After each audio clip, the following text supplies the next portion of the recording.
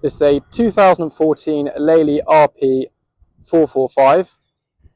So it's a variable chamber baler with a maximum bale size of 1.6 metres and a minimum bale size of 0.9 metres. Has a 2.25 metre cams pickup with a crop press roller to spread the crop out along the pickup. It's got anti-contour wheels.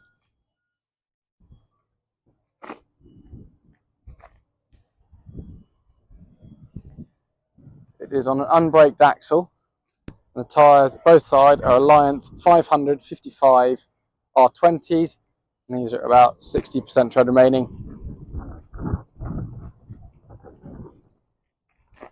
There's the bale discharge ramps. The belts are in good order. No large cuts. Then it has manual bale size adjustment. The side panels both sides are in good condition. And then we have manual bale density adjustment and manual net wrap adjustment.